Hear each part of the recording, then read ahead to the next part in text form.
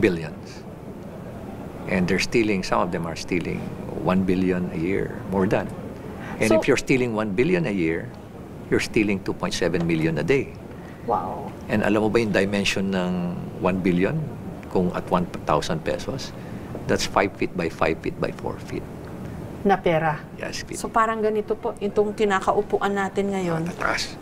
Ganyan karami po yung perang ninanakaw. More than pa. Dati-rati akala nila kasi millions lang ang ninanakaw. No, it's not. It's in billions. Bilyones po. Dahil sa inflation rate, tumaas din po yung ninanakaw nila. Yeah. Sabi nga ng isang kaibigan ko, kaibigan ko lang, alam mo, kung minsan nahiya na ako, Mayor, sabi niya, yung mga kasamahan ko, hindi na gumagamit ng cash vault eh. Ginagamit na nila room vault, kwarto na. Kasi hindi mag-cash. So, ang gagawin nila, bibili sila ng mamahaling mga condominium unit, 2 to 3 to 4 bedrooms. Tapos yung isang bedroom, i-convert nila into a room vault. Grabe mga kababayan, mga kasulid na VMR. Ito na po, may bagong pasabog itong si Vice President Inday Sara Duterte. At dito nga po talaga mga kababayan, tutukuyin na po kung sino talaga ang ahas at kung sino po talaga ang dapat managot dito sa korupsyon na ito. At may bago na naman pong pasabog si Congressman Ongab. Bakit mga kababayan, ang tindi po ng mga pasabog ni Congressman Ongab nung una, bakit hanggang ngayon, mayroon na naman po siyang latest na pasabog ay hindi po nila kinakaya, bagkus, lalo pa po itong nadadagdagan ng iba't iba pa pong mga ebidensya. Mga kababayan, ito pong video natin ngayon ay dito nyo na po talaga matutunghayan ang pinaka-latest na pasabog ni Vice President Inday Sara Duterte. Yes po, sasabihin ninyo mamaya, Teka BMR, may latest pa si BP Sara. Mayroon po mga kababayan, panuorin nyo po dito. Maniwala po kayo, matindi po ito ngayon. At kung sino po ba talaga ang dapat managot, sino po ba talaga ang dapat sisihin sa matindi pong kaguluhan ngayon patungkol po dito sa pagnanakaw ng mga budget ng ating flood control projects mga kababayan. Napakadami, napakarampant na po nito. Ano ho? At dito po sila ngayon, mayroon pong sinasabi si Congressman, si Mayor Magalong mga kababayan, na sa dami daw po ng kanilang pera, hindi na po nagkasya sa mga vault, kundi nag-arkila or kumuha na po sila ng condominium unit para ipasok po doon sa isang kwarto, yung isang kwartong pera mga kababayan. Grabe! Dati po, napapanood lang po natin ito sa mga palabas, sa mga pelikula, na isang kama, punong-puno ng pera. Ito, literal po talaga mga kababayan, ayon dito sa pasabog ni Mayor Magalong. At abangan po ninyo mga kababayan, yung talagang napakatinding pasabog ni Vice President Inday Sara Duterte. Dito po, tiyak kahon na, hindi na po makakatakas kung sino po talaga ang dapat managot mga kababayan sa nangyayaring ito. Mga latest na balita, dito lang po ninyo matutunghayan sa VMR channel na kung bago ka pa lang ay nakikisuyo po ako na paki-like, paki-share ang video ito. Kung inyong mamarapatin, paki-subscribe na rin sa hindi pa po natin subscribers. Nang sa ganoon ay lagi kayong updated sa lahat ng aking i-upload mga kababayan. Now ngayon, kung nag-aalala ka, mag-subscribe ka, may bayad, wala pong bayad ito. Sa Facebook lang po ang may bayad. Mga kababayan, tuloy na po tayo. Hindi na po natin kayo patatagalin dahil may mga nagrereklamo. Ang talagang masyadong mga apurado mga kababayan. Ito, panoorin po muna ninyo itong mga video na ito, mga kababayan, na akin pong inihanda sa inyo. Ito po, panoorin po natin ang video ito. Ayan po mga kababayan. Teka lang. Nasaan na ba yun? Ito. Lahat ito, hindi naman yan nagsimula nito lang eh. March pa lang yan. Of 2024? No, of 2025. 25, okay. Kasi di ba ang nangyari, okay, ang hirap ng posisyon ni President. Name me one big flagship project na napagawa. Bakit? Wala siya mapagawang flagship project kasi kinukuha ng Congress yung budget ng Presidente para sa malalaking proyekto. That is terrible. Wow. Hindi ba tas nilalagay nila doon sa ang program, appropriate ito, lalagay nila sa program para sigurado ang program mapupunta yung kanya. So it's the president technically who's suffering from this. Yes. Kaya nga alam ko yung pinanggagalingan, 'di ba? Kahit hindi directly, alam ko kami yung ano. Oo, yung mahiya naman kayo yun. Kasi kayo yun. Kami yun. So paano namin imbestigahan sarili namin? Namamanggal yung budget. Iba yung NEP, paglabas po ng ng GAA, yung General Appropriations Act. And I've had conversations with the good secretary na sabi niya, wala na yung aming flagship projects. Wala na kaming road right of way. Out of sheer frustration. Hindi kasalanan ni Sec. Yun, Mr. Chairman. Kasi tamang sinabi niya, pagdating sa NEP, vetted na yan. May RDC Council approval yan. Napakahirap, napakaigpit. And the DBM also knows that there's a vetting process. Kaya paglabas po ng budget, iba lang itsura ng budget, wala na po silang magagawa dahil batas po yan. Kailangan po nilang i-implement yun. That's the elephant in the room. Kaya tama si Toby Chanco sa Kongreso kahapon. Ibigay yung mga amendments from the NEP and after the BICAM. Kasi napakasimple lang po yan eh. Ito po yung NEP, ito po yung amount. Yung marami dyan, walang kalokohan na projects, walang flood control, walang cat's eyes, walang pagbili ng solar lamps, paglagay po ng road barrier, rock netting, tsaka yung pintura sa kalsada. Paglabas ng budget, inamend yung budget nila, linagay na po lahat yun. We need to find out the proponents of that, and the President is in the right track. Kasi I've seen the President's frustration when I was Senate President na talagang bakit namamanggal yung budget, ba't nawala yung aking legacy projects. Kaya for 3 years, walang legacy project yung ating Pangulo dahil nga, siguro there was a free hand. Sa tingin nyo, ma'am, mas dapat imbestigahan at panagutin ang mga kongresista na involved sa anomalous project kaysa sa mga contractors? Well, lahat sila dapat. No, hindi lang yung mga contractors dahil yung mga contractors ay mga tauhan din sila ng mga members of the House of Representatives. Kung maalala ninyo, meron akong ginawa na interview noon kung bakit ako umalis sa Department of Education. Binanggit ko doon na 2 tao lang ang nagde-decide sa budget ng Pilipinas. Yun ay si Martin Romualdez at si Zaldico. At yung mga kasamahan nila o mga grupo nila, kasama din nila yon sa paghati-hati noong budget ng Pilipinas. Dahil nakita namin yon sa Department of Education, nabanggit namin yon kay BBM na ganun ang ginawa, pero noon ay wala siyang reaction. Tapos bigla ngayon, meron na siyang reaction. Paniwala ko, ginagawa nila yan para lang sabihin sa susunod na baha na, tingnan nyo, may ginawa naman kami. Yun mga kababayan, ang latest dito kay Vice President Inday Sara Duterte ay mukhang ginagawa lang ito ni Marcos Jr. ngayon tungkol dito sa kanyang pabibo na mayroon naman kaming ginagawa tungkol sa baha. Mga kababayan, nabuking na po ni Vice President Inday Sara Duterte, ito pong si Marcos Jr. Ngayon mga kababayan, sabihin nyo, Marcos ng latest dyan. Ayan o, latest po yan. Kailan lang po sinabi ni BP Inday? Di ba may sinabi na siya, na 2 lang po ang may hawak ng budget, si Martin Romualdez at saka itong si Zaldico. Sinabi niya rin kay BBM, anong ginawa ni BBM? Baliwala lang, di ba? Wala lang mga kababayan. Ngayon, may ginagawa siya ngayon si BBM, pakitang gilas lang, pakitang tao lang. Which is totoo naman eh. Ano bang nangyayari ngayon? Di ba mga kababayan, sasabihin niya ngayon, magbuo tayo ng independent commission. Kasi mayroon nag-iimbestiga sa Senado, mayroon pa sa Congress. Sa Congress, walang credibility dahil nandoon ang ibang mga kamimbir dyan yung mga nasasangkot ngayon dito patungkol dito sa pagbaha. Ngayon ang tanong natin mga kababayan, sino ba ang dapat managot patungkol po dito? Maliwanag na po sinasabi ni BP Inday Sara, Maliwanag na mga kababayan. 20 tao ang may hawak ng budget ng Pilipinas.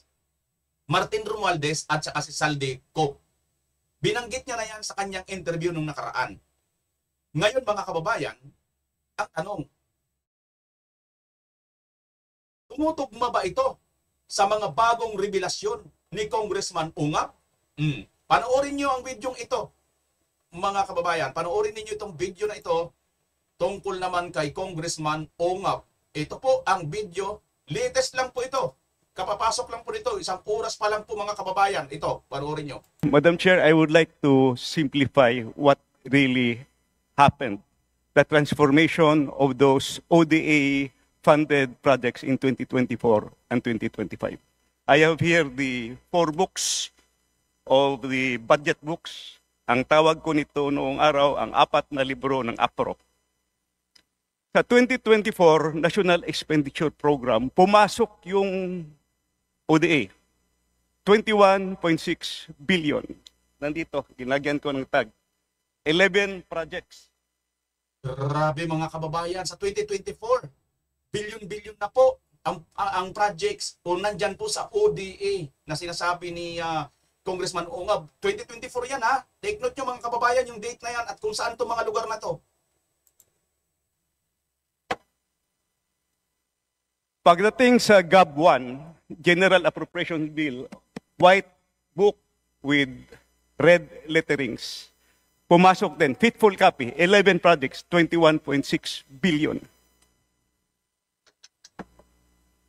Pagdating sa GAB 3, third reading dito sa House of Representatives, binawasan ng 5.4 billion, ang naiwan 16.1 billion.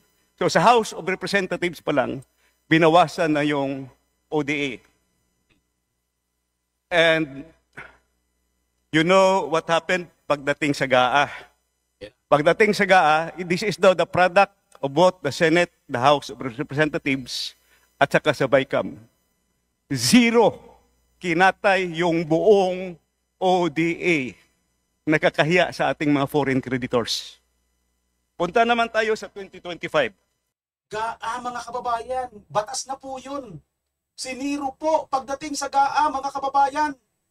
Take note ha, 2024 po ito mga kababayan. Take note ninyo, 2024 ito. Panoorin nyo, ulitin lang natin itong ano ha. The House of Representatives. Sa House of Representatives pa lang, kinatay na nila ng 5 billion. Pagdating dito sa GAA na, ano nang nangyari? At saka sa BICAM. 0 kinatay yung buong ODA. Nakakahiya sa ating mga foreign creditors. Punta naman tayo sa 2025. Ito yung ginawa. As is, yung proposal, National Expenditure Program, 11 projects, foreign funded, 11 total of 27.5 billion nandito. Nilagyan ko ng marker.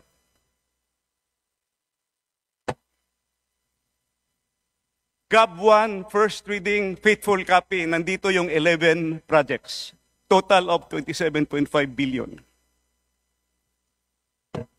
Third reading, House of Representatives. Binawasan ng 18.6 billion, ang naiwan 8.9 billion na lang.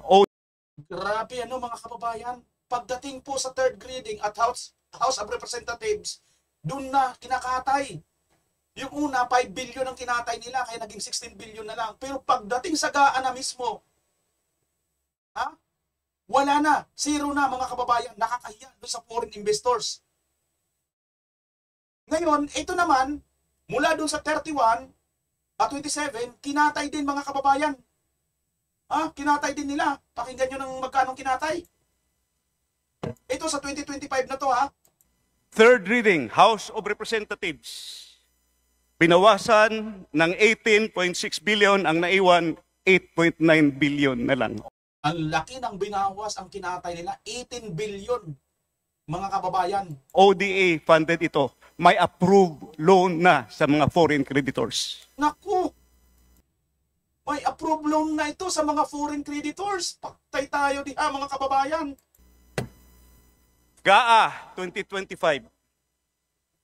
In fairness to the other house, to the Senate, binalik nila yung 300 million. So yung 8.9 na naiwan dito sa House, naging 9.2 billion. Walang binawas pagdating sa Senado, pero ang overall total, ang nabawas is 67%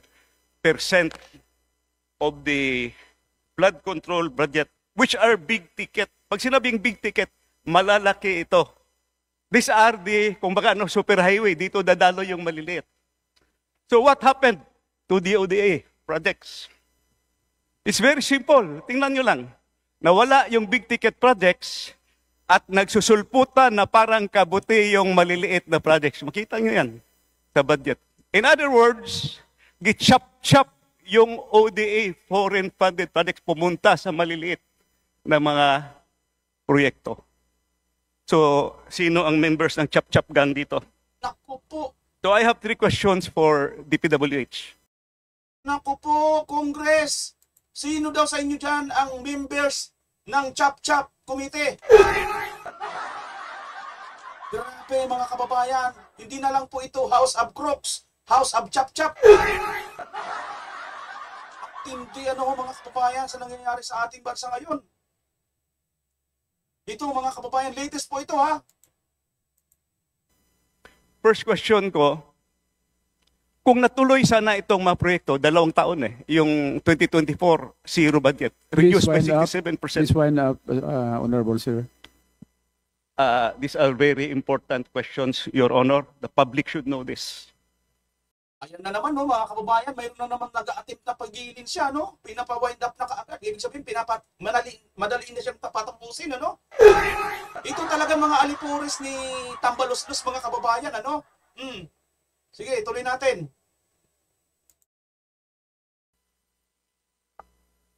First question ko, kung natuloy na itong mga proyekto na ito, could have this help solve the problems in Metro Manila? Kasi nandito yung Metro Manila Flood Control Project at saka yung Pasig Marikina Channel Improvement. OMG, natukoy na mga kababayan. Nandito pala ang Metro Manila, Pasig at Marikina. Kaya naman pala mga kababayan, ang ipinagyabang ni Marcos Jr. noong 2024 na marami na po silang natapos na pala, natapos daw po na 5,500 control projects na mas marami pa daw pong inuumpisahan pa. Natapos pala mga kababayan ang pagnanakaw nila ng budget dito. Ayon ito sa report, ayon ito sa hawak na dokumento na makakapal na mga libro noong 2024 at ngayong 2025 mga kababayan. Ang tindi. Talaga naman Kaya pala mga kababayan, ang dami pong nag-attempt na hindi po pagsalitiin itong si Congressman Ungab. Second, sayang wala si Secretary Bunuan. I'm going to ask him sana dito. Did Secretary Bunuan reported this to the President? Kasi kung 2024 pa lang na zero na yung ODA, sana hindi na mangyari yung 2025. Di ba? Last question para sa DPWH. Can we still avail of those loans? Kasi nagbayad na tayo ng commitment fee. So, Secretary Vincison, I know you are a finance guy also. Sayang yung long-term, kaya nga malalaki yun, big ticket, long-term project. Saka ito, may study talaga, kumpleto. Pwede ba natin i-reavail yun? At saka yung maliliit na project, yun na lang gawin nating Government of the Philippines counterpart. I hope we can do that. So, yun po, yun lang po ang matanong ko. Sana meron pa akong isang question, hindi ko na lang idagdag. Let's hear from DPWH, Madam Chair. Thank you very much, Honorable Sidungab. Sir, tama po kayo, napaka-importante po ng ating mga flagship projects, Gago na po yung mga foreign funded projects, dahil po hindi po pwedeng madigay ito. Dahil ang mga digay may kaakibat na dagdag na babayarin at meron din kaakibat na dagdag na utang. Kaya po talagang priority po yan. At pipilitin po namin na siguraduhin na makahabol tayo ngayong 2026 dito po sa ating mga foreign assisted projects. Kamukha po ng Davao Summer Bridge, halimbawa. Kamukha po ng mga bridges natin dito sa Metro Manila.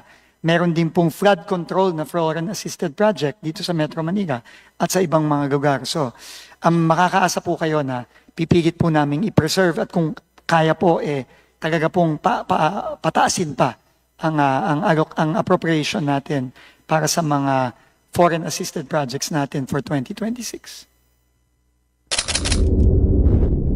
For 2026. Ayan mga kababayan, Mga ito na po ang matinding revelasyon at most latest update po sa ating lahat. Sinabi na po ni Congressman Sid Ongab, may hawak po siyang mga makakapal na libro noong 2024 budget kung paano po nila kinatay. Biruin mo na, zero po mga kababayan. Na zero po ang budget ng 2024. Nasaan napunta yung bilyon-bilyon? Ang problema nito mga kababayan, utang pa natin ito sa ibang bansa. Ang lupit nyo talaga. Martin ko.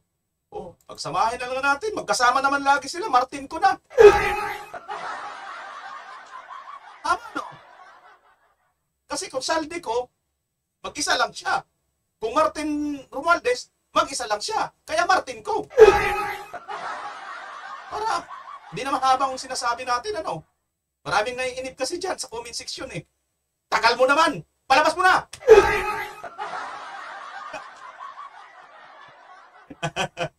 I think siguro mga basher natin yun, ano?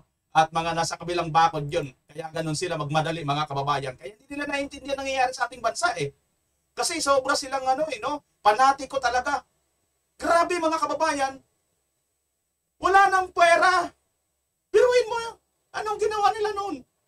Yung budget ng 2024, pagdating, 4 na libro ang hawak ni Congressman Ongab, mga kababayan. First reading, second reading, third reading. Pagdating ng third reading, kinatay na kaagad noong 2024 ang budget ng mga flood control. Mga malalaking project, major projects ng ating pamahalaan. Big projects, big ticket projects, kinatay nila. Pagdating sa GAA, yung naipasa na, di si Marcos na ito mga kababayan. Hindi. Kay Marcos na to, tama hindi? O, sinong dapat managot? Sinong dapat managot dito ngayon sa mga flood controls na yung nangyayari mga kababayan? Kasi pagdating sa GAA, pagdating sa GAA na kasi mga kababayan, batas na yan. O, tingnan nyo ha. Billion nandito, nilagyan ko ng marker. Nakakahiya sa ating mga foreign creditors. Punta naman tayo sa 2025. What happened pagdating sa GAA? Pagdating sa GAA, this is now the product of both the Senate, the House of Representatives, at saka sa BICAM. Zero kinatay yung buong ODA. Nakakahiya sa ating mga foreign creditors. 2024 mga kababayan, siniro po nila, kinatay po nila ang budget. Nakakahiya po sa ating mga foreign creditors. Biruin nyo ilang bilyon po mga kababayan na wala po sa kaban ng bayan. Tapos ngayon, pupuntahan nyo lang yung mga diskaya. Parating yan sa mga kontraktor dyan. Ang swerte naman itong mga kontraktor na ito. Biruin mo, naglakad sa kanila papunta sa kanila yung pera. Yung bilyon-bilyon na nakuha nilang pera, naglakad papunta sa kanilang mansyon. Swerte, ano? Parang tumutugma sa trend, no? Biruin mo, may mga drogang tuni-tunilada yung dami. Pero kusang nagpapahuli. Yung iba, kusang nagpapahuli sa kalsada. Yung iba naman, nagpapahuli, lumalangoy sa dagat. Yung mga droga. Kusang pumupunta talaga sa mga otoridad. Dito naman mga kababayan, itong pera na budget, tuni-tunilada. Ayaw na kay Mayor Magalong, di ba? Kwarto, isang kondominium kwarto na po ang pinaglalagyan nila ng limpak-limpak na salapi. Mga kababayan, dahil hindi na po magkasya sa isang bolt. Kaya naman pala, nagkakatugma mga kababayan. Ibabangga natin yan dito sa latest na video ni Vice President Inday Sara Duterte, mga kababayan. Panoorin nyo po ito. Ito, bagong-bago po itong video ni VP Inday Sara. Panoorin nyo po ito. Meron kayong mga naririnig ng akusasyon ng nakawan dito sa ating gobyerno. Corruption in government.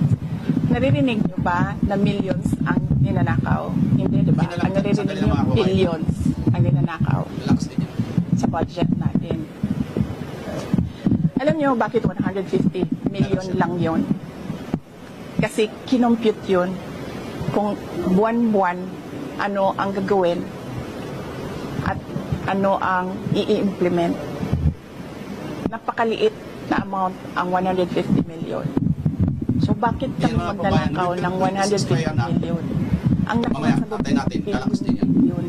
Sinabi ko na yan, 2 tao lang nagkokontrol dyan. Ulitin ko lang mabilis. Si Zaldico, Martin Romualdez. Kita natin yan. Tingnan nyo ang NEP, tingnan nyo ang GAA, tingnan nyo ang tingnan nyo ang NEP, tingnan nyo ang GAB, General Appropriations Bill, tingnan nyo ang GAA. Makikita ninyo ang galawan dyan. Hindi na siya kailangan ng expert. Sundan nyo lang kung ano yung nagbabago. Anong isa pa? Na-proof ko dyan, yung AKAP. Diba? Nagtalo sila sa AKAP. Sinasabi ng mga senador, hindi naman namin nakita yan noon eh. Sabi ni Zaldico, o diba? Pinirmahan nyo, digital signature ninyo, pinahiram ninyo, pinirmahan nyo yan. Nandun yan. Wala nang bycam na nangyayari. Ang sa akin lang, presidente ka, diba? So you have the full cabinet of experts, finance experts, nandyan sa iyo. So nakikita nila, diba? President, Mr. President, ito po yung NEP natin. Pero pagdating po sa GAB, ganito na po yung nangyari. Di ba magtatanong ka na, ano nangyari? Bakit naging ganito? Di ba? O ako lang ba yun? Well, kung ako yun, ganun. Ano nangyari? Bakit ganito na ang GAB? Pagdating ng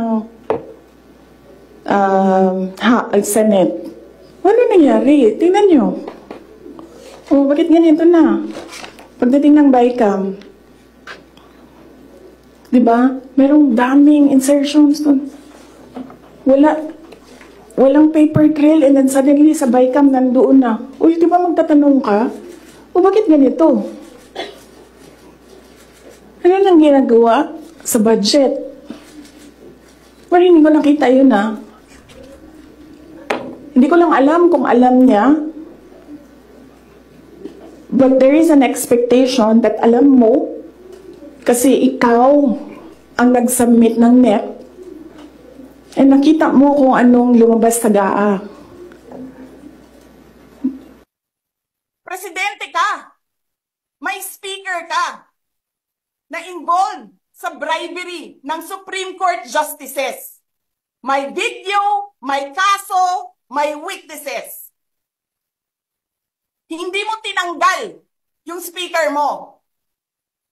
Pinabayaan mo siya abusuhin ang pera ng bayan. Paikot-ikot sa buong bansa, namimigay ng pera na para bang kanya. Hindi ko alam paano nakakatulog. Ang Chief of Staff ng Armed Forces of the Philippines, gabi-gabi, mahimbing ang tulog mo, ganito ang bayan natin. Bilyon-bilyon ang nawawala. Tanungin nyo si Congressman Ungab, Chairman ng Ways and Means, Chairman ng Appropriations Committee. Tanungin nyo siya, paano nawawala ang pera?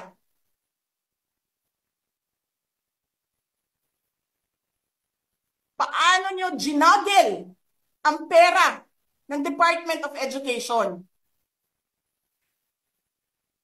Martin Romualdez. In-attach nyo ang projects na hindi man lang dumaan sa paaralan, sa SDS, sa region, even sa central office. Basta na lang listahan ng mga congressman. 19 billion. Tapos, nung 1 billion na lang ang naiwan sa DepEd, anong ginawa nyo? Kinuha nyo ang 5 billion sa repairs, nilipat nyo para mukhang lumaki ang pera.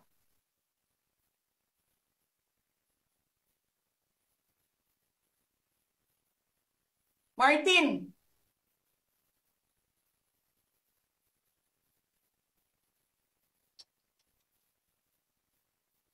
nangangampanya tayo. Nakasakay tayo sa eroplano. Magkatabi tayo. Nagre-reklamo ka, putang ina ka, walang pera.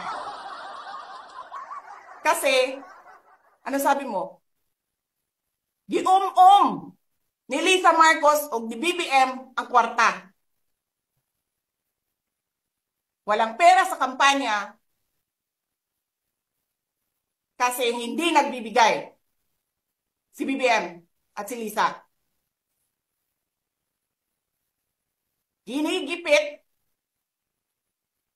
nila. Kinukuha nila lahat ang pera. Reklamo ka ng reklamo sa akin. Ano sinabi ko sa'yo? Huwag ka mag-alala. Lahat ng gusto tumulong sa akin, ipapadala ko sa iyo. Kunin mo lahat. Nagreklamo ka kay Medi Poblador kasi tumatanggap ng pera. Ano sabi ko sa'yo? Kausapin mo si Medi, kunin mo lahat ng pera. Lahat ng makuha mo na gustong tumulong sa akin, kunin mo. Gastusin mo. Ano sabi ko sa'yo? Pasensya ka na. Wala ka ng pera. Ano sabi mo sa akin? Sabi mo sa akin, okay lang. Pag nanalo kayo, babawiin ko lahat yan. Hindi ko naman alam, ang buong akala ko, babawiin mo sa negosyo mo. Legitimate businessman ka naman eh. Mina, pagsira sa kalikasan, legitimate na pagsira sa kalikasan, negosyo mo. Media, negosyo mo. Ano pa bang mga negosyo ni Martin Romualdez? Sulat niyo yan lahat. Akala ko magninegosyo ka lang. Kasi businessman ka naman. Hindi ko naman alam, binubulsa mo. Ibubulsa mo, kakamkamin mo ang legal na pera at illegal na pera. Tanggap ka sa illegal, tanggap ka sa Pogo. Pinaalis nyo lahat ng kompetisyon ninyo, naiiwan ang Pogo mo. Tanggap ka, Pogo. May nagsasabi pa, tumatanggap ka sa smuggling, sa droga. Tapos kuha ka dito sa National Treasury. Akin ito, akin ito. Babawiin ko lahat. Hindi alam ng mga tao. Grabe mga kababayan. Kaya ko alam lahat ito. Hindi. Ang tindi nitong revelasyon ni Vice President Inday Sara Duterte. Ang tindi mga kababayan, nakakakilabot po itong mga bagong revelasyon, revelasyon ni Vice President Inday Sara Duterte mga kababayan. Ngayon, napansin nyo, hindi po ako nag-react. Pinatugtog po natin ang buo ang video na ito ni Vice President Inday Sara Duterte na kanina nyo pa inaantay sa akin yung sinasabi nating update dito kay Vice President Inday Sara Duterte, mga kababayan. WMR, niluloko mo kami. Ang sabi mo kanina, may latest update dito kay Vice President Inday Sara Duterte. Oo nga, mayroon. Alin? Ayan no? Oh, tingnan mo nga, pakinggan na natin ulit mga kababayan, di ba ito update? Oh, sandali ha, i-update natin. Oh. Sige. Diba? Oh, President, Mr. President, ito po yung NEP natin. Isa-isahin ko mga kababayan ha, isa-isahin ko ha. Yung update ha, isa-isahin natin. Para hindi kayo malito kung ano ang update na ito ha, mga kababayan. Ng 150 natin ha. Ang nakawa Okay, sa gobyerno. sige lang. Pagka, ano na. Sinabi ko na yan, Ayan. 2 tao lang nagkukontrol dyan. Okay, mga kababayan, ito. Di ba ito update ito, mga kababayan? Sinabi na ni Vice President Inday Sara Duterte, ha? 2 tao lang ang nagkukontrol dyan. Oh, bakit mo nasabi BMR update? Luma na yan. Bakit hindi? Kita niyo naman ang nangyayari ngayon, mga kababayan. Sino bang pinupunta ng investigasyon ngayon? Di ba si Saldico? At di ba ngayon, hindi mabanggit-banggit si Martin Romualdez? Di ba nga mayroon tayong upload kanina, yung mga rallyista, sino ang kanilang binabanggit lang. Yung binabanggit lang nila, yun lang. Mga Congress, hindi nila mabanggit si Martin. O di ba mga kababayan, ito'y paalala natin. O ito pa ang update kay VP Inday. Ulitin ko lang mabilis. Si Zaldico, Martin Romualdez. Kita natin yan. Tingnan nyo ang NEP, tingnan nyo ang GAA, tingnan nyo ang tingnan nyo ang NEP, tingnan nyo ang GAB, General Appropriations Bill, tingnan nyo ang GAA. Makikita ninyo ang galawan dyan. Di na siya kailangan ng expert. Sundan nyo lang kung ano yung nagbabago. Anong isa pa? Na-proof ko dyan, yung AKAP. Diba? Nagtalo sila sa AKAP. Sinasabi ng mga senador, hindi naman namin nakita yun noon eh. Sabi ni Saldico, o diba? Pinirmahan nyo, digital signature ninyo, pinahiram ninyo, pinirmahan nyo yan. Nandun yan. Wala nang bycam na nangyayari. Ayan mga kababayan, di ba naalala ninyo noon, ha? Sinabi ni Vice President Inday Sara Duterte, mayroong pumirma ang mga senador ayon dito kay Saldico. Pumirma kayo, di ba? Di ba sinabi ni Saldico noon, mga kababayan, dito naisahan ng mga senador, no? Kasi mayroon silang digital, digital na pirma, na pirmado nila. Kasi nga hindi nila nakita, mga kababayan, pinalusutan lang sila eh. Wala na nga kasing nangyayari dyan eh, bycam dyan eh. Minimikos, dalawa nga lang talaga sila eh. O ito pa. Ang sa akin lang, presidente ka, di ba? So you have the full cabinet of experts, finance experts, nandyan sa iyo. So nakikita nila, di ba? Oh, President, Mr. President, ito po yung NEP natin. Pero pagdating po sa GAB, ganito na po yung nangyari. Di ba magtatanong ka na, ano nangyari? Bakit naging ganito? Di ba? O ako lang ba yun? Well, kung ako yun, ganun. Ano nangyari? Bakit ganito na ang GAB? Pagdating ng Senate. Ano nangyari? Tingnan nyo. Bakit ganito na? Pagdating ng BICAM,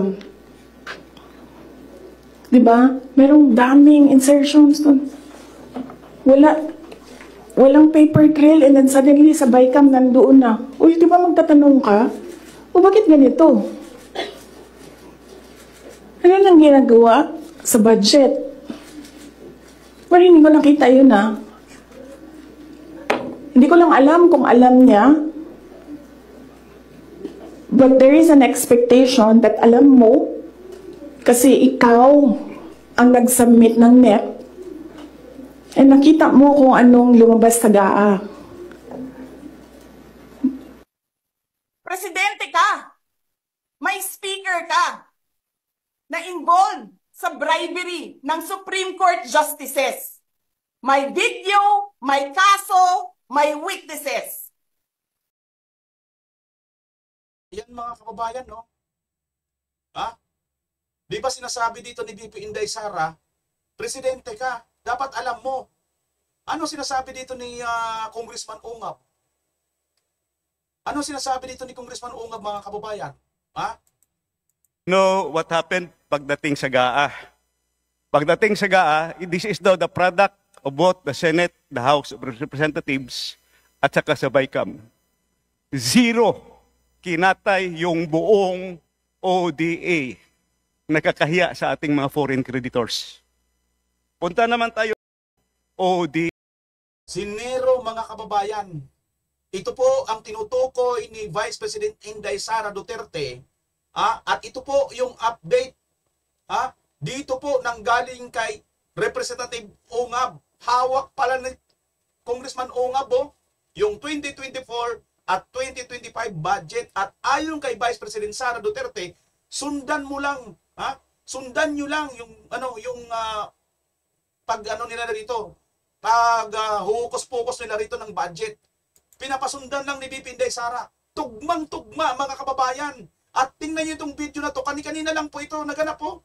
2 hours ago lang po. Post po ito ng News 5 Everywhere, mga kababayan. Representative Ongab binatikos ang pagtatanggal ng UDA-funded flood control projects sa 2024 at 2025 NIP. Biruin nyo? May budget pala yan, mga kababayan, pero nang dumating na po dito sa mga tambalos-los, kinatay na po nila. Hindi lang po basta kinatay. Talaga naman sinimot. Talagang walang kabusugan itong mga... Hindi na po ito basta ahas lang, mga kababayan. Mga dragon talaga ito, mga kababayan. Mga dragon, walang kabusugan. Matandang dragon po ito, mga kababayan. Ang tindi. Tapos dito, mga kababayan, sa sinasabi ni Vice President Inday Sara Duterte, no wonder, itong si Marcos, hindi kumikibo, mga kababayan. Kasi, di ba presidente ka? Di ka ba nagtataka? Ito yung NIP ninyo, ito yung sinulat ninyo, pero pagdating dun sa BICAM at saka sa GAA, wala na. Biruin mo kasi yung GAA, mga kababayan, yun na yung final na eh. Yan na yung final na eh.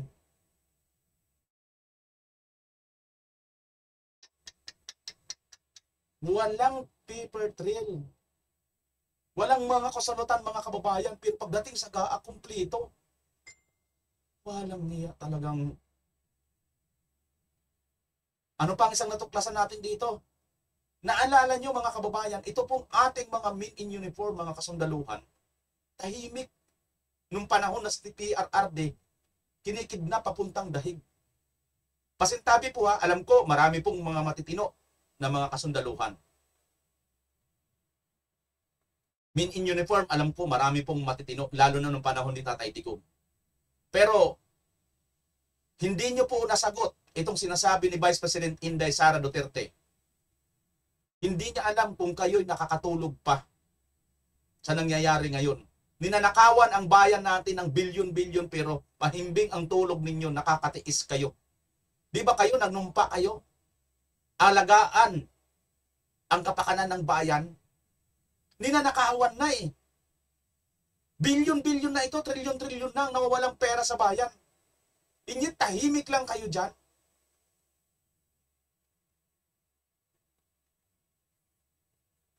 Kaya, ang hirap, mga kababayan. Ang hirap na pagkatiwalaan kayo kasi lumalabas ngayon, kung nananahimik kayo, ano ibig sabihin yan? Ano itong mga may naglabasan din ng mga video? Nakausap ninyo si Martin at mayroon kayong, di ba? May video lumabas na ganun. Yan. Hindi nyo nasagot yan. Hindi nyo nasagot yan. Bakit kayo tahimik? Di ba kinakasuhan nyo si VP Inday Sara Duterte ng sa impeachment? Bakit hindi nyo sinasama sa kaso yan? Kasuhan nyo si VP Inday patungkol dyan. Na tinatanong kayo, bakit kayo tahimik?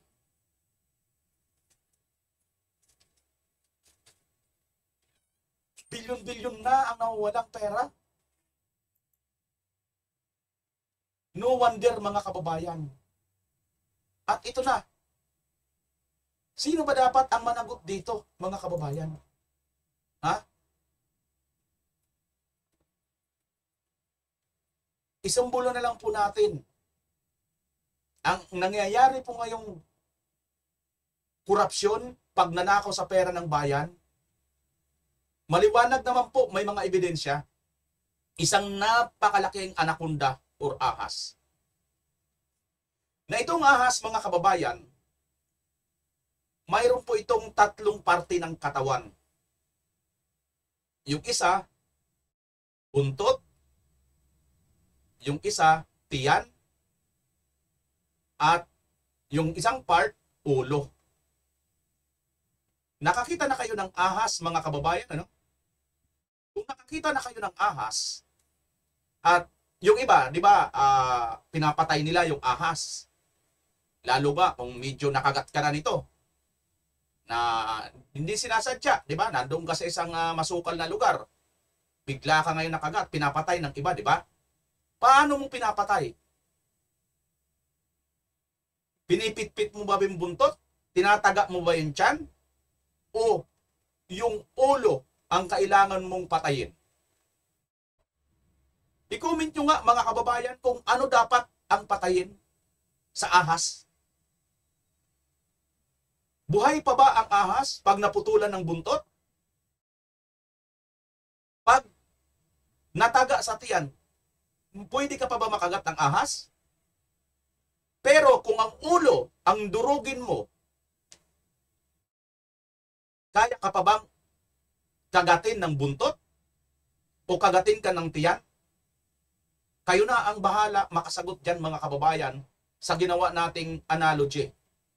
Kaya dito sa nangyayari ngayon, sino ba ang dapat managot?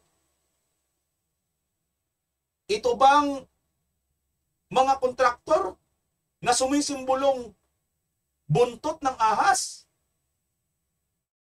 O ito bang DPWH na sumisimbolong tiyan ng ahas? O itong mga dambuhalang politiko, o sa madaling sabi, ang sinasabi ni Vice President Inday Sara Duterte, dalawa lang ang umahawak ng budget ng Pilipinas. Yan ay si Martin Romualdez at saka itong si Saldico. At bakit hindi alam ito ni Marcos Jr., mga kababayan?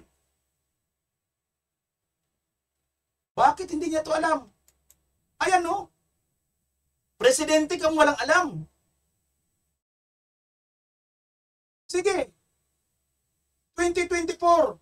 Saan napunta itong pera na to? Zero. Kinatay yung buong ODA. Nakakahiya sa ating mga foreign creditors. Zero ang buong ODA kinatay. Tapos walang alam si Marcos Jr.? 2025 po yan, mga kababayan. Ito pa ang 2024 po yan. Ito pa ang 2025. Punta naman tayo sa 2025. Ito yung ginawa. As is, yung proposal, National Expenditure Program, 11 projects, foreign funded, 11 total of 27.5 billion nandito. Nilagyan ko ng marker.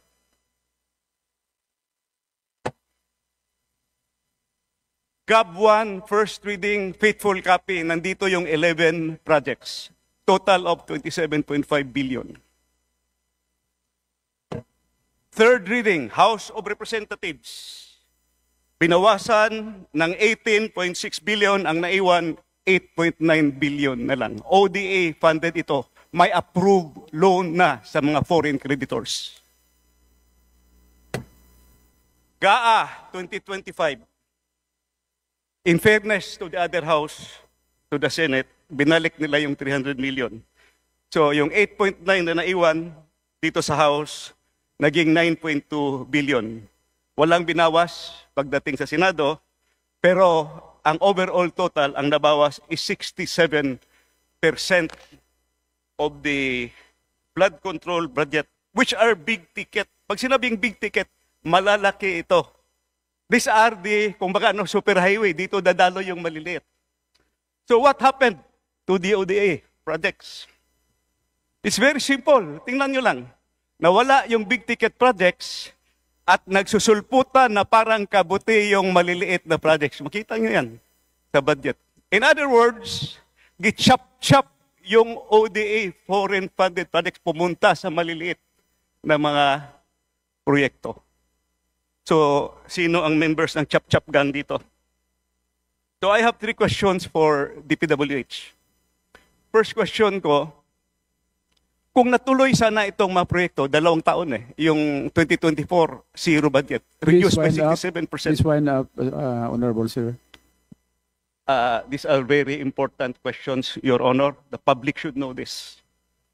Tingnan nyo itong mga kasapakat nila dito, mga kababayan, no? Kasi ayon nga kay BP Inday Sara, tingnan mo, na tinatamaan sila dito, no? Kasi, sino dito yung chap-chap, member committee? Sinong chap-chap committee dito ng budget? Tinatamaan siguro, sir. Please wind up na. Ayaw na nilang marinig kasi baka tamaan sila, mga kababayan, sa revelasyon. Kita nyo naman, di ba, ang pagsasabuatan nila, ayaw nilang ipatawag sa Saldico. Kasi pag naipatawag na sa Saldico, susunod na dyan si Martin Romualdez, na kanilang boss dyan sa Senate, ay sa Congress. Na ito talaga, hindi naman po pwedeng mawala yung, pero mo na ubos yung pera noong 2024. Kinatay talaga nila buo. Hindi talaga nakaramdam ng hiya itong mga walang hiyang ito. Ayan, mga kababayan, mayroon pa pala akong isa dito sa revelasyon ni BP Inday Sara, nakalimutan ko. Binanggit ni Vice President Inday Sara Duterte na itong si Martin Romualdez nasa negosyo pala ng minahan, di ba? Tapos, ito pa. May negosyo din pala siyang mga media or nasa media rin pala siya. No wonder, mga kababayan, dito, nagtataka tayo noon, bakit ang tahimik ng mga mainstream media, bakit ang tahimik nila, bakit pagkakasiraan ng mga Duterte, pagkapangbabati ko sa mga Duterte, nag-uunahan sila magpalabas ng kanilang mga headlines. Pero pag dito na kay Martin Tambaloslos, mga kababayan, zero blackout na po sila. Kasi nga pala, ayon kay Vice President Inday Sara Duterte, may business pala ito tungkol sa media. Yan pala ang nangyayari sa ating bansa ngayon, mga kababayan. Ito ang pinaka-latest update na nagmumula dito kay Vice President Inday Sara Duterte na akala ng ilan, akala ng ilan nang nagsasalita si BP Inday Sara Duterte, mga kababayan, alam nyo ba na mayroong isang GC na nakuha natin, nakuha ng ating bugbuet, mga kababayan, mayroong isang group chat, may group chat, mga kababayan, na yung group chat na ito ay dilimpak-limpak po yung kinikita ng mga kurakot pala. Mga kababayan, nagsasabing pakalat daw nila yon at propaganda yon na sabihin Inday baliw, Inday Sara baliw daw. Para sa 2028, itong GC na ito, mga kababayan, ay bibigyan ko lang kayo ng clue. Mukhang nabasa ko, andoon ang pangalan ng isang pinanganak ng dekada 80-80, mga kababayan. Wala pa akong binabanggit na pangalan, Wala pa akong binabanggit na pangalan. Basta binibigyan ko lang kayo ng clue. 80-80 pinanganak, mga kababayan, at hindi na po siya nakaalis doon sa pagiging dekada 80-80. Forever na po siya doon. Yun. May pakalat sila, mga kababayan. Mayroong nakita natin sa GC, screenshot ng kanilang GC, mga kababayan, para sirain si Vice President Inday Sara Duterte. Kita nyo? Kita nyo mga galawan nitong mga pinanganak ng dekada 80-80? Wag na kayo magbabanggit, mga kababayan. Basta wala naman po akong binabanggit dito kung sino. Pero hawak po namin. Mayroon po kaming screenshot ng kanilang usapan sa GC na yan. Grabe, Ang lupit. Ngayon, mga kababayan,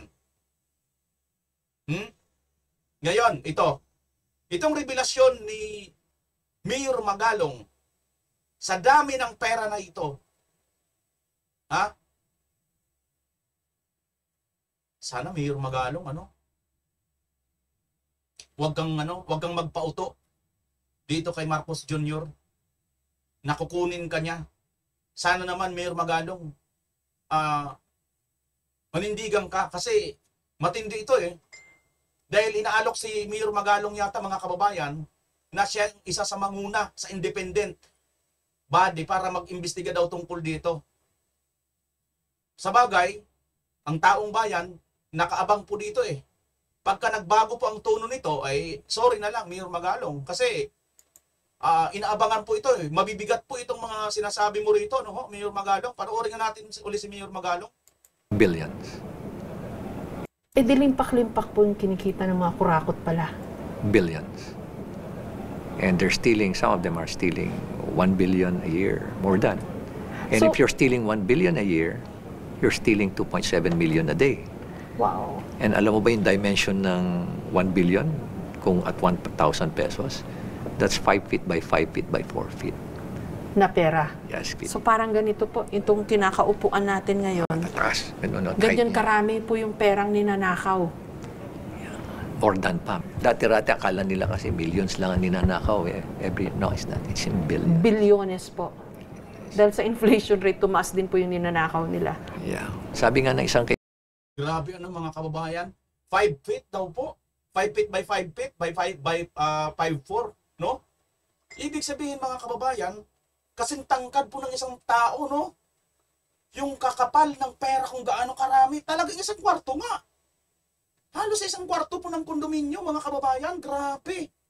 Hindi nga kasya kasi yung mga bolt, diba? Mga ganito lang naman kalalaki mga bolt Diba mga malalaking bolt? Pero ito, kakasya ba dyan yung kasing laki ng tao?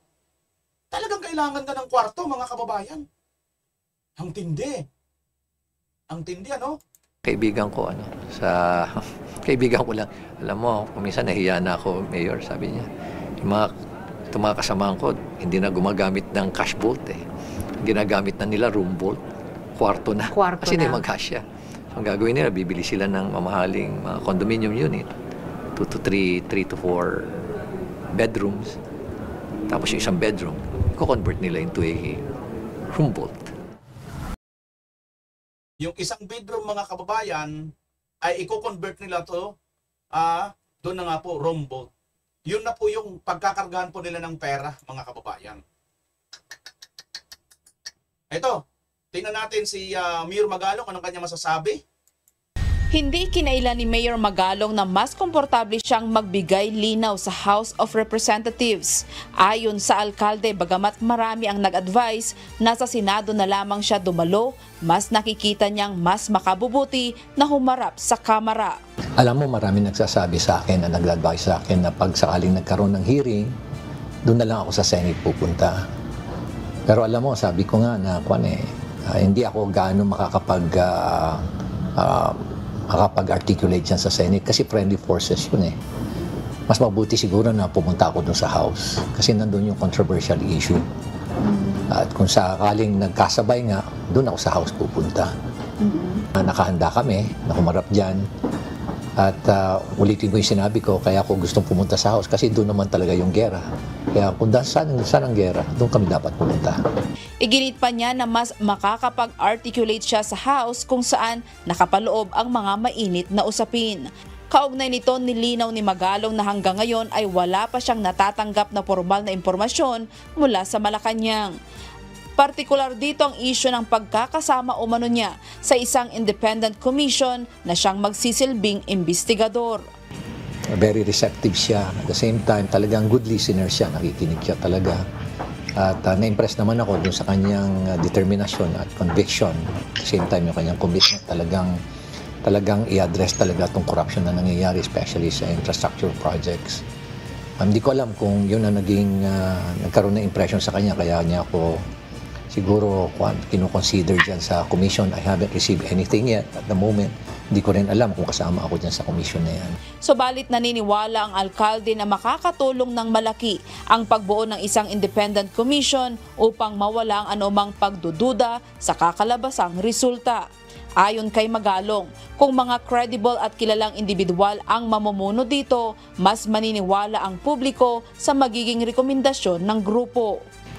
Siguro nakita niya talaga yung wisdom na talagang dapat maging independent yung body na mag-iimbestiga. Naintindihan niya siguro para magkaroon talaga ng credibility. Yung kasi ang magiging issue dyan kung sakasakali man na may bias yung mag-iimbestiga siyempre yun ang unang titignan ng mga tao. Pero kung independent na alam naman nila na ang nag-head o yung mga members niyan are credible and reputable people, and at the same time they are well-distinguished individuals, then walang kaduda-duda na tatanggapin ng tao yung resulta ng investigasyon. Dagdag pa niya, may mga mairerekomenda siyang mga taong kilala sa kanilang katapatan at malinis na reputasyon na nararapat na isama sa komisyon. Iginit din ni Magalong na ang mga miyembro ay hindi basta-basta madidiktahan sapagkat sila ay dapat na independent-minded. Sa tanong kung handa siyang maging kasapi ng nasabing komisyon kung sakali, sinabi ng alkalde, willing umano siyang tanggapin ang mandato upang makatulong sa pagsisiyasat, hindi lamang sa flood control kundi sa lahat ng iba pang infrastructure projects na may anomalya. Aminado ang alkalde na mabigat ang trabaho ng isang komisyon, subalit nakahanda siyang gampanan ito kung ito ang kakailanganin ng bayan. Grace. Alam nyo mga kababayan, ako po humahanga po ako dito kay Mayor Magalong kasi noon pa lang sinasabi niya na ng ganito, no? Mayroon na siya mga binubulkar, matagal na yan Ang problema ko lang dito kay Mayor Magalong kasi nga willing siya bumarap dito sa Congress. Ito namang Congress, sinasabihan siya, nagpapa press con lalo na itong nagpapa-interview itong si Atras Abante, na sinasabi niya, humarap ka dito. At dito mo sabihin yan under oath. Nang ito naman si Mayor Magalong, kinul naman yan, gusto niyang humarap dyan sa Kongreso, at sinasabi na nga dito sa report, di ba? Gusto ni Mayor Magalong humarap sa inyo. Tila baga kayo naman ang takot ngayon. Bakit kayo natakot? Dahil ba? Ito mga kababayan pinapakiramdaman nyo ba si Mayor Magalong kung makukuha siya ni Marcos? Alam nyo, ang problema ko lang dito kay Mayor Magalong kasi sinasabi niya, believe siya, mahanga siya kay Marcos Jr. dahil interesado daw para alamin itong korupsyon.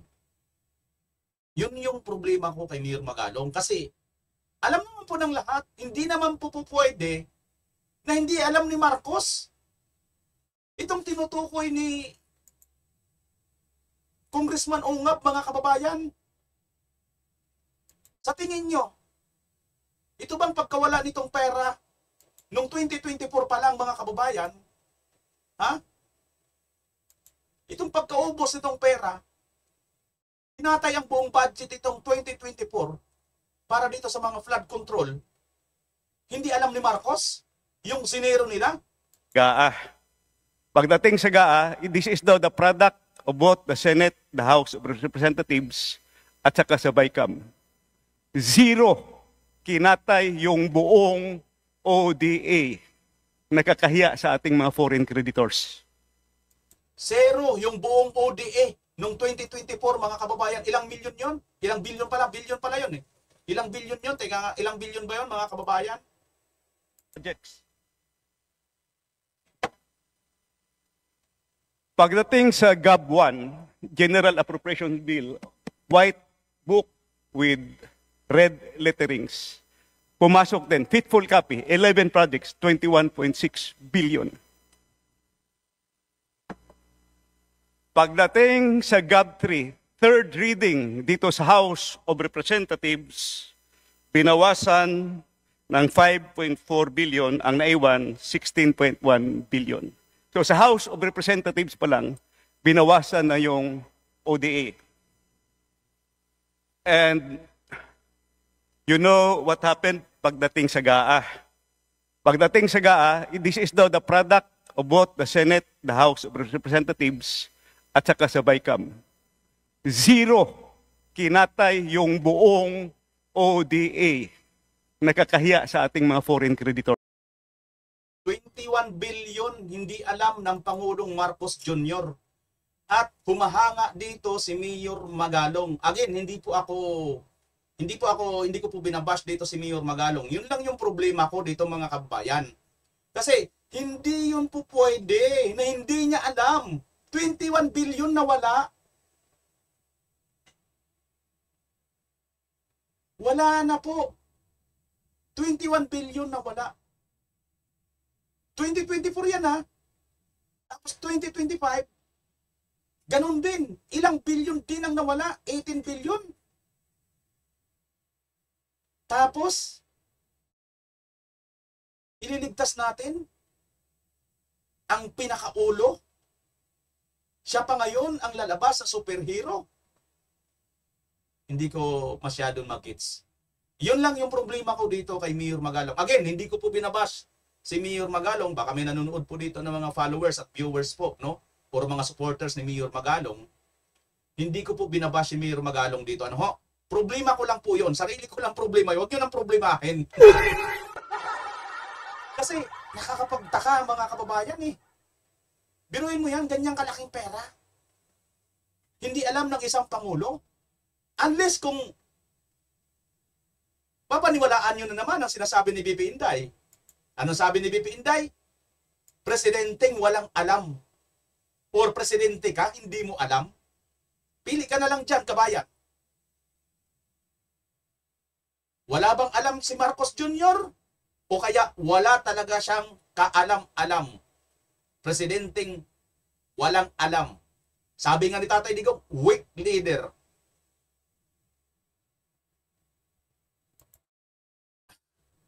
₱100 nga lang siguro, baka mapatawad mo pa eh. Pero kung 1,000 na siguro yan, lalo na ng milyon, mas lalo pa kung bilyon. Hindi mo malalaman. Sobra ka naman talagang napakabobo. Wala ka na bang mata? Wala ka nang pang-amoy, pandinig. Wala kang mata na nakabasa. Nasaan ang mga ano mo, mga finance officer mo? Sino ba mga finance officer dyan? Bakit hindi nila ito alam? Yung finance pala dyan. Sige, kuha tayo ng pera doon sa sa PhilHealth. Pantakip natin. Sige, benta nyo yung pera dyan sa benta nyo yung ginto sa Gold Reserve ng Pilipinas. Yun ba? Kaya naman pala mga kababayan.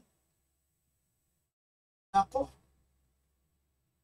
Siguro nga, kayo na ang humusga mga kababayan. Kung totoo nga ba ang mga ginagawang aksyon nitong ating mga namumuno sa ating bansa ngayon. At sino ang dapat managot? At sino ba ang dapat patayin? At anong parte ng ahas ang dapat ninyong durugin? Buntot, tiyan, ulo. Ang buntot, mga contractors. Ang tiyan, DPWH. Ang ulo, itong mga politiko. Pili na kayo mga kababayan. Kung may napili na kayo, paki-comment nyo dyan sa baba, sa comment section. At pag-uusapan po natin yan. Comment nyo na rin po kung taga saan kayong lugar para naman mapusuan ko kayo. Maraming salamat kung nakarating ka dito sa dulo ng comment section na ito. Sana hindi ko kayo nasama sa pagiging high blood. No? Talaga naman, nakaka-high blood po ito mga kababayan. Hindi po nakakatuwa itong pangyayari ngayon. Okay? At wish natin kay Mayor Magalong. Sana, Mayor Magalong,